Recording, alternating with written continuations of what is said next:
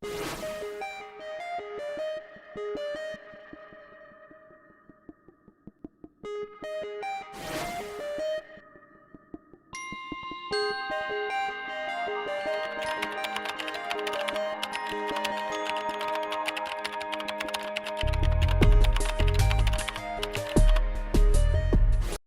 of all, I would like to talk about countering violent extremism, which is a new policy paradigm which offers a different perspective than counter-terrorism measures.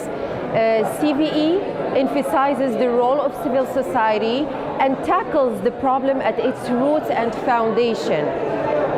What I can talk about and what I can advise is to create a global research network in the Atlantic, which brings international researchers and local researchers to look at the phenomenon of extremism and understand it very well, because I think most of the problems are local, therefore we need to find local solutions.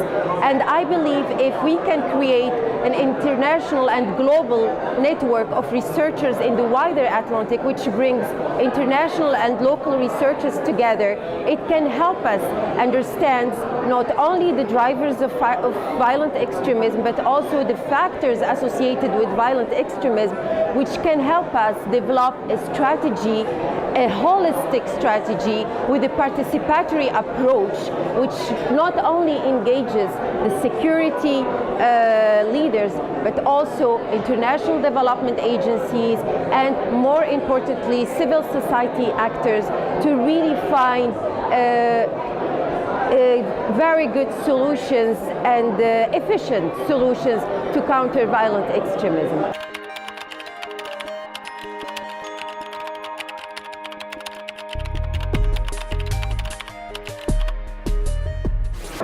You know, as a civil society actor, I emphasize, of course, engagement.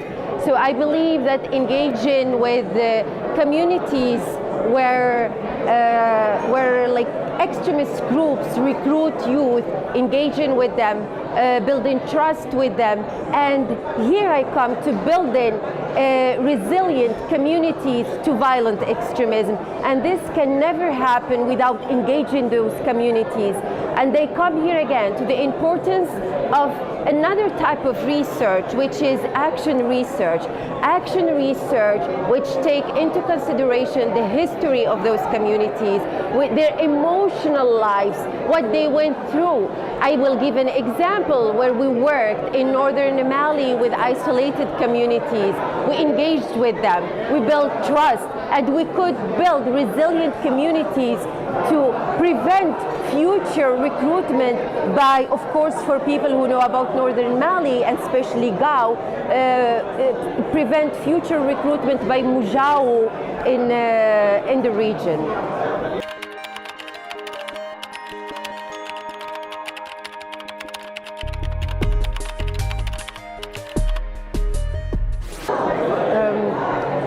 Again, I would like to emphasize on the importance of building. I think if we fail to foster countries' resilience to conflict, I think any other intervention to fight violent extremism will be a failure. Why? Because most of the extremist groups take advantage of, conflicts to really come in and, establish their ideas. And I will here give examples. If we look at the Sahel region, most of the places that were taken by extremist groups, the jihadists, Ansar-ud-Din, Mujao, Boko Haram, are places where we had ethnic conflicts.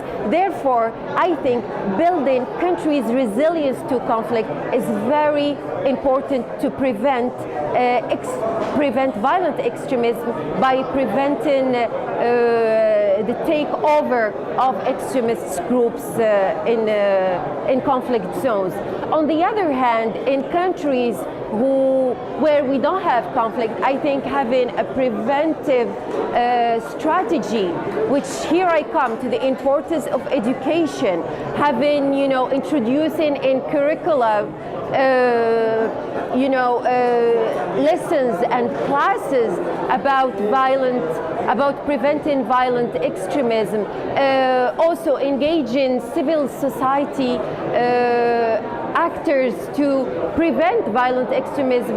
All this, can be very important at the prevention level, but I'll emphasize on the first point, which is foster countries' resilience to conflict. And here I come to the example I gave of the Sahel region.